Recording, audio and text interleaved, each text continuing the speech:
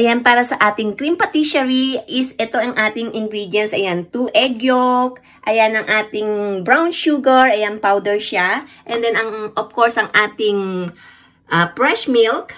Ayan. And 2 tablespoon ng corn flour. And then, ng 1 tablespoon ng flour. Ayan. Ayan, so isa lang na natin yung ating fresh milk.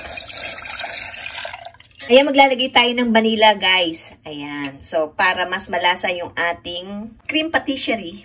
So, i-mix lang natin. So, habang nakasalan yung ating gatas, is i-mix natin itong ating egg yolk, itong ating powder sugar, ilagay na rin natin itong ating corn flour. Ayan. And then, ang ating flour. So, haluin lang natin ang ating mixture. Ayan. So, haluin mabuti. Hanggang sa magsama-sama. So, dahan-dahan nating isalin itong pinainit nating gatas na may vanilla. Ayan. So, dahan-dahan lang para ma-mix nating mabuti. Ayan. Hanggang sa ma-mix nating mabuti.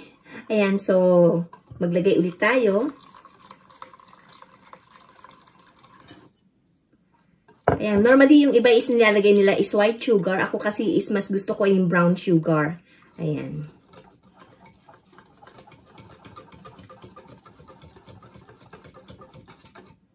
Ayan, so malapit na. So, ilagay na natin lahat yung ating natitirang gatas. Okay, kapag nahalo na nating mabuti, ay isalin ulit natin doon sa casserole at lutuin. So, ayan, ibalik natin sa kaserola at atin nang iluto.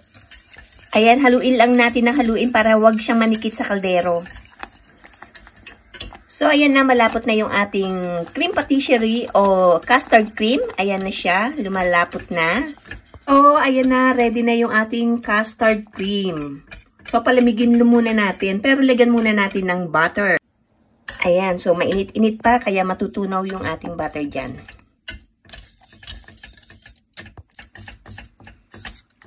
Ayan, palamigin lang muna natin.